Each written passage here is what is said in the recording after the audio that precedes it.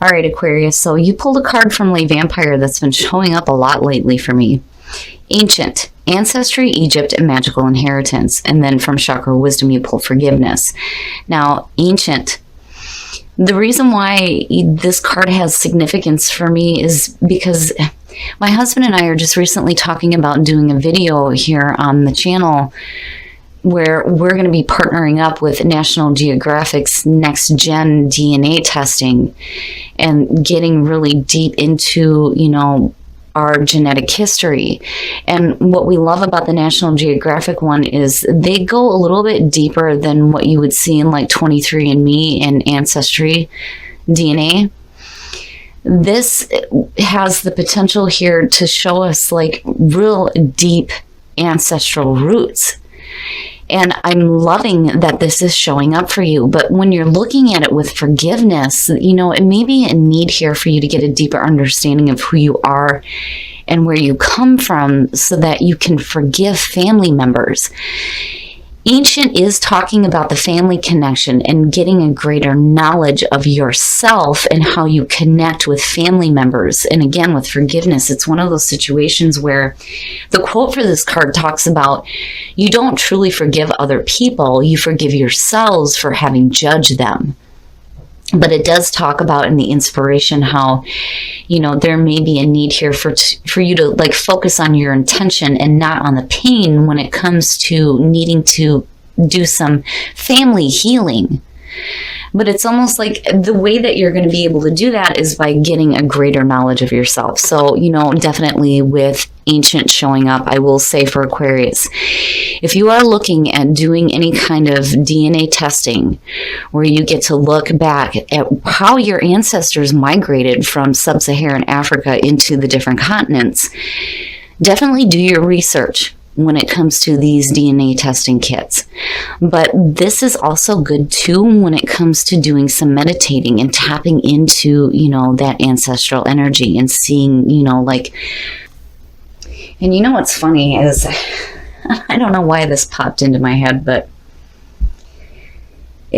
for Scorpio and Aquarius, a lot of times you hear about, they're like mortal enemies because you have the one who's blunt and logical, and then you have the other one who's deep and intense when it comes to emotions. It's like polar opposites. But for some reason for me, and I think it's because Aquarius is my south node, where, I seem to have a better connection there. But it's just, it blows me away that, you guys are the ones to pull ancient. And with everything that we've been talking about lately, it's amazing. And it's one of my favorite cards. So definitely, if you're considering that, do your research and find out. All right, Aquarius. Shit. Now, I've always said this when it comes to, other elements when I'm doing their readings. When the King of Swords shows up for them, it's one of those situations where I'm like, he better have some really good fucking cards around him for me to see him in the positive. The only exception to that is when I'm doing air signs. And when you're looking at the King of Swords as your signifier, this is fantastic. This is saying that you are really in tune with who you are. Being logical, being that clear-cut communicator, but also being fair and being just. But logically, you're in a fantastic spot. It's like you're like super in tune with yourself, which is great. And in the past, the Fool. So, this may be a situation here where, you're taking that leap of faith, right, into something new. It is the new path. When you're looking at the Fool as the past coming through, this may be why you're looking at the energy of you here as a signifier. Maybe some of you decided to move away from other things and start on a totally new path here where you're trusting in the experience. Oh, shit. Wow. In the present, the King of Pentacles. The energy is good. It's good. Whew. So, not only are you being extremely smart, but you're being extremely practical too, looking at the energy of the kings. And I've always said this, when you see two kings in a reading, success for you guys. And that's great, especially with the King of Pentacles, right? But, for some of you, it may be dealing with, like we said before, with the devil showing up, dealing with an earth sign, right? Taurus, Cap, or Virgo. And for some of you, this just could be you and you have some earth in your chart and you're just taking a new path here where maybe you're tapping into, equal amounts of energy in both the King of Pentacles and the King of Swords. Shit. And apparently there's some fire in there too. Shit. The Knight of Wands. Here's the thing. When you're looking at this in terms of you, right? You're perfect. You are perfect. Your focus is exactly where it needs to be. You are in tune with yourself. You know what you want. You're clear cut and you're able to make good, decisive decisions that are practical on top of that. But you also have this feeling of passion. The Knight of Wands is one of those cards where, he's off. He's going after his passions. He comes in like a fucking whirlwind and there's all this passion surrounding him and he's off to the next. Right?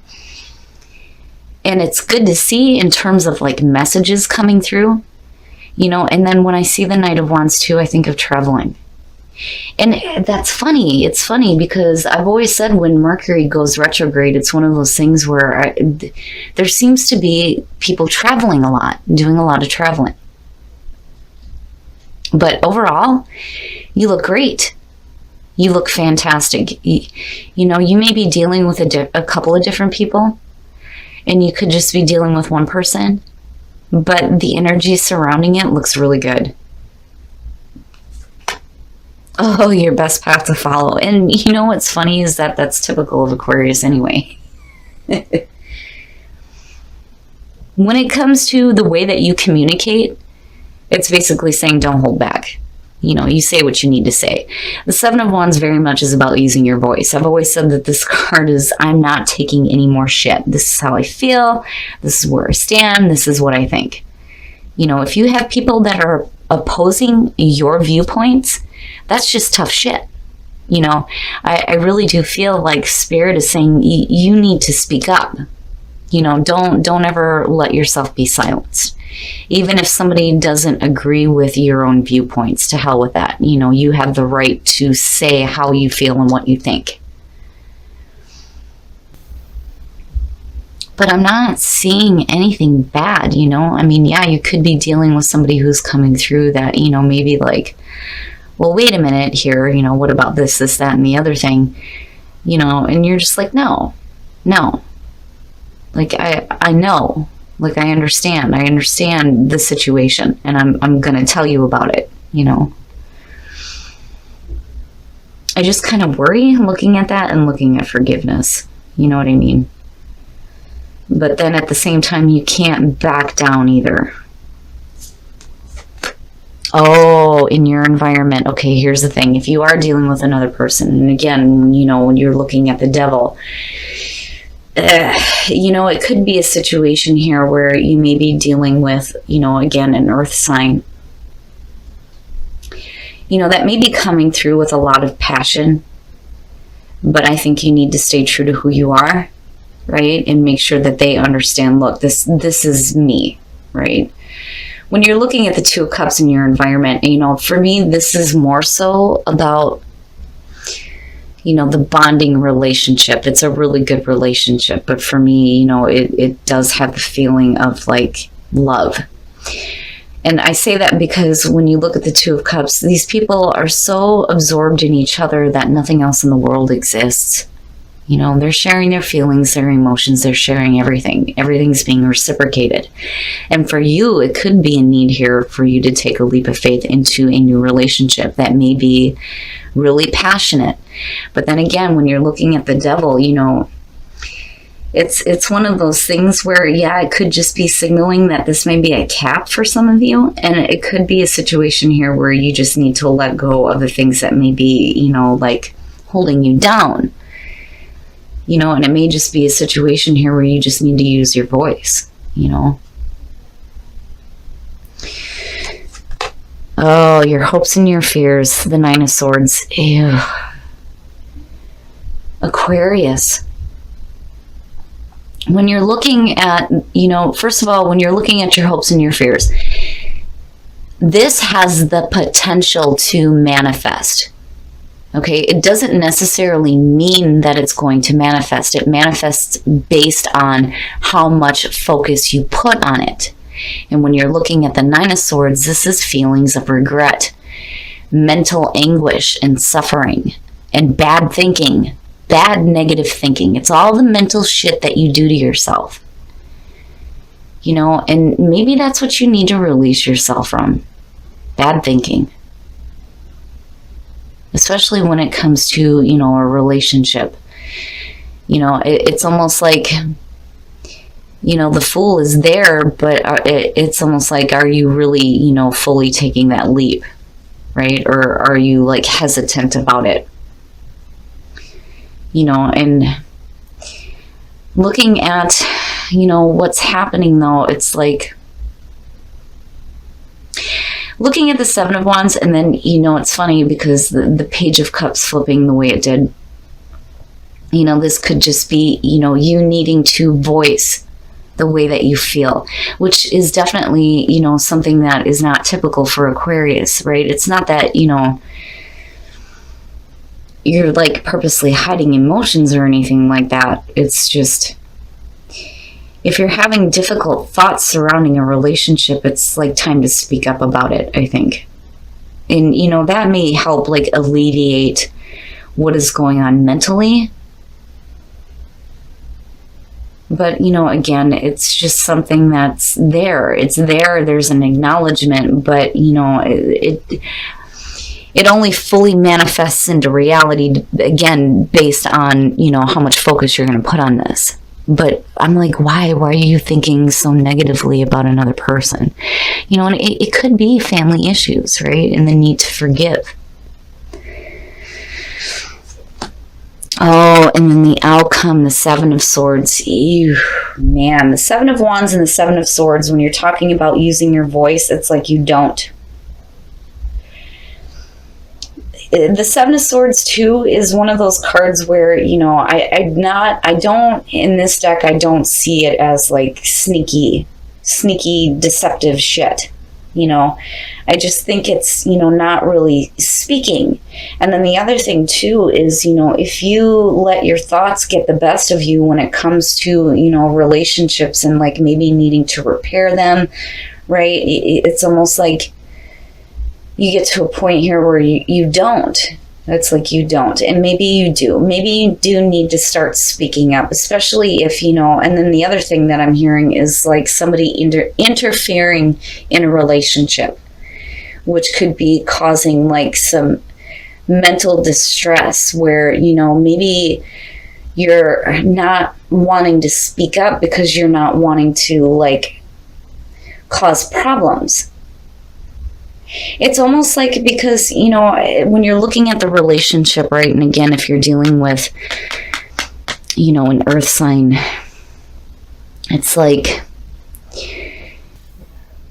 I kind of feel like you're trusting in the relationship, but then at the same time, I feel like there's an external, like, source that, because looking at the two of them, and then looking at this, it's like if you have somebody coming through that is like running amok within a relationship, mentally you're in a spot where it's like affecting you.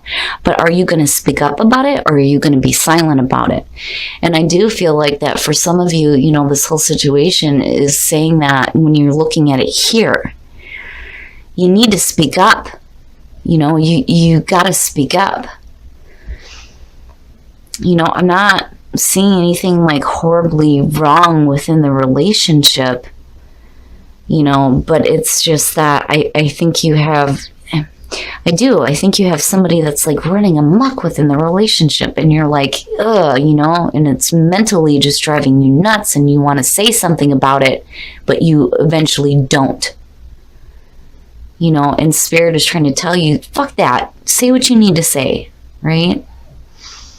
But then there's also the part too where, you know, when it comes to family, maybe the reason why you're like being quiet is because, you know, when you're looking at forgiveness, you're deciding that you're not going to focus on the pain of the situation. You're just going to forgive yourself for allowing it to get to this point, basically.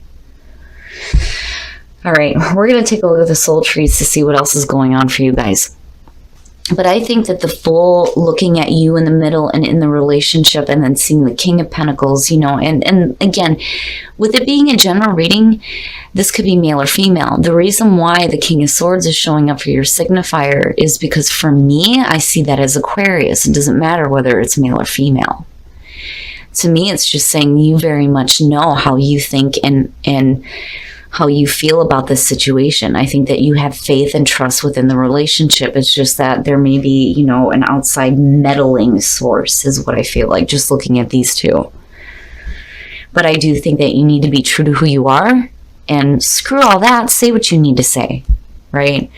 But, do it in a way where, it doesn't affect the relationship. And compassion. Here's the thing, when it comes to, the Nine of Swords and tranquility, definitely, that's what you're needing. You're needing some tranquility. The possibilities are endless when it comes to dealing with the situation. But the best way, I think, for a lot of you to do this is to have compassion. And here's the thing with compassion. When you're looking at this card, it's asking you to have compassion for other people, even though you may not understand why they're acting the way that they choose to. Calling in your soulmate, your prayers and affirmations and visualizations help bring you together, and then release your ex. Wow, the time has come to clear your energy. Whew. Man. So, there's a couple different things. Now, when you're looking at, for those of you who are happy within a relationship, you need to let go of that energy. Calling in your soulmate, it's like calling in that energy within the relationship, right? And like deepening the bond. You know what I mean? It's like calling them in to help you do some healing, right? Like making a stronger connection within the relationship. But that is only when you clear out that energy. Now, on the other hand, this could have to do with, and I kind of get the feeling here that this has to do with your partner. And it may be a situation where they need to release their ex too. You know what I'm saying? But when I see calling in your soulmate, when I ask that question, and when I ask the question for what are the messages for couples, and I see this card, you're calling in your partner to act as if they are your soulmate and start helping you learn and heal through difficult situations. But, forgiveness, there needs to be forgiveness and some compassion from Aquarius. And I think that that's what will help bring some tranquility to the mental crap that may be going on. And again, it may be a meddling outside source, and it may be an ex situation. Now, for those of you who are single, this may just have to do with family relationships, and if you're meeting somebody new, just make sure you take the time to get to know them. But I also feel like that's a part of, those who are in relationships too, right? Getting to know your soulmate. But overall, Aquarius, I do think that Spirit is trying to tell you here that there is a way for you to say what you need to say without being too brutal.